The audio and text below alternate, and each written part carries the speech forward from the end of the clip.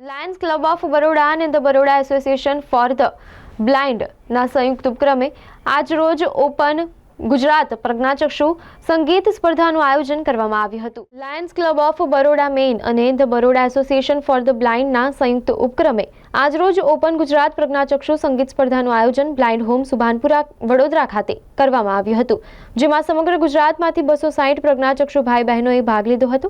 આ પ્રસંગે સાંસદ ડોક્ટર હિમાંગ જોશી સહિત ક્લબના પ્રમુખ lion advocate Devendra Parekh, blind home પ્રમુખ લાયન સીએ યોગેશ શાહ, મંત્રી લાયન ગૌરાંગ પંડ્યા અન્ય સભ્યો હાજર રહ્યા હતા અને સંગીત સ્પર્ધકોને પોષણ પૂરું પાડ્યું હતું। સાથે નેશનલ લેવલ પર મેડલ તેમજ પાર્ટિસિપેટ કરીને આવ્યા હોય તેવા સ્પર્ધકોને સન્માનિત પણ કરવામાં આવ્યા હતા।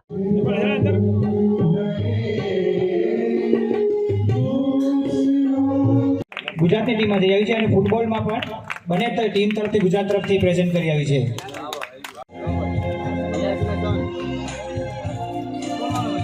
સૌથી સારો પ્લેયર છે ગુજરાતમાં ફૂટબોલ માટે।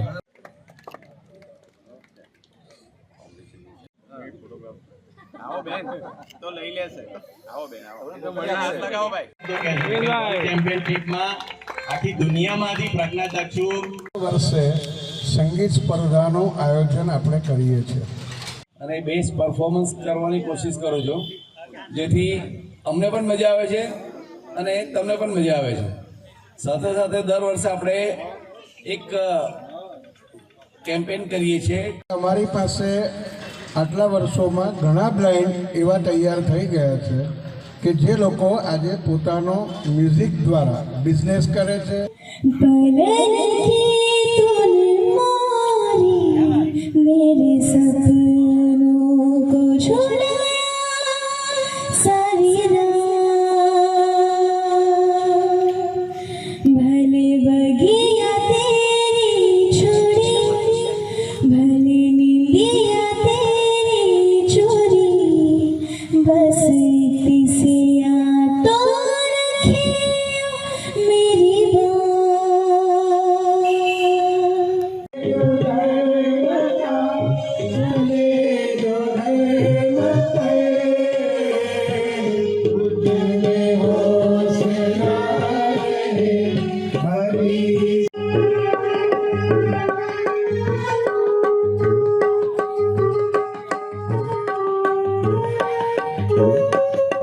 સમગ્ર રાજ્યમાંથી આપણા તેજસ્વી તારલાઓ અહીંયા પોતાના કળાનું પ્રદર્શન કરવા માટે આવતા હોય અને આપણા વડાપ્રધાન શ્રી નરેન્દ્રભાઈ મોદીજીના હૃદયની સૌથી નજીક કોઈ હોય તો એ છે આપણા વાલા દિવ્યાંગો। અને ખાસ કરીને દિવ્યાંગો માટેની આ જ્યારે આ કાર્યક્રમનું આયોજન કરવામાં આવ્યું છે ત્યારે આપણા બરોડા એસોસિએશન ફોર ધ બ્લાઇન્ડના આપણા મનોરંજનભાઈ, ગૌરાંગભાઈ અને સમગ્ર ટીમ માટે લાયન્સ ક્લબ માટે એકવાર જોરદાર તાળીઓ થઈ।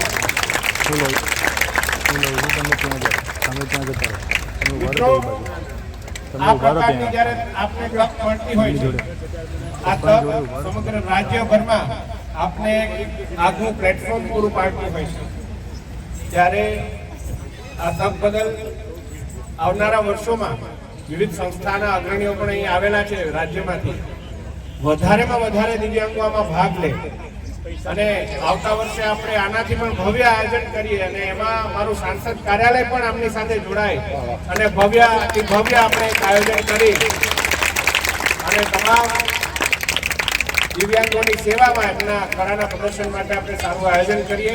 બસ એ જ બાબતે હું આપ સૌને ખાતરી આપી મારી વાણીને વિરામ આપું છું। ભારત માતા કી જય, વંદે માતરમ। 22 ડિસેમ્બરના રોજ આ પ્રોગ્રામ છેલ્લા અંધભાઈઓ માટેનો જે મ્યુઝિકલ પ્રોગ્રામ કરીએ છીએ, સાથે સાથે ક્રિકેટનું પણ આયોજન કરીએ છીએ। એ ક્રિકેટનું આયોજન આ વખતે જાન્યુઆરીમાં રાખવામાં આવેલું છે।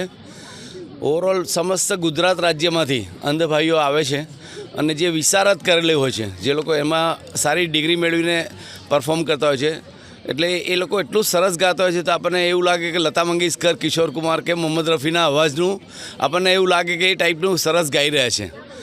હવે 18 વર્ષ એટલે અમે માઇનોરમાંથી મેજર થઈ ગયા, એટલે બાબો હવે મોટો થઈ ગયો, એટલે એનો બી આનંદ છે કે ભાઈ સળંગ 18 વર્ષથી તમામ અંધભાઈઓને પૂરેપૂરી સગવડ આપવામાં આવે છે. અગાઉ અમે 2 વર્ષનો પ્રોગ્રામ રાખતા હતા, 2 દિવસનો પ્રોગ્રામ રાખતા હતા, પરંતુ સંજોગો અવસાદ હવે 1 જ દિવસનું આયોજન કરીએ છીએ. અને અમને પણ આનંદ થાય છે, અહીંયા આવનાર પાર્ટિસિપન્ટને પણ ઘણો આનંદ થાય છે. Thank you. ઉદ્દેશ એ છે કે જે અંધભાઈઓ પોતાના પગ પર ઊભા રહી શકે અને એને લીધે અત્યાર સુધીમાં ઓવરઓલ 6 થી 7 બેન્ડ એ લોકોએ પોતાના કર્યા છે અને એવરેજ લગભગ 8 થી 10 લાખ રૂપિયા એન્યુઅલ ઇન્કમ જનરેટ કરી શકે છે. એટલે એ લોકોને પણ એવું થાય કે અમે બી સમાજમાં એક એવા વ્યક્તિ છે કે જેની અમને ઇમ્પોર્ટન્સ છે, અમને બી કદર કરે છે.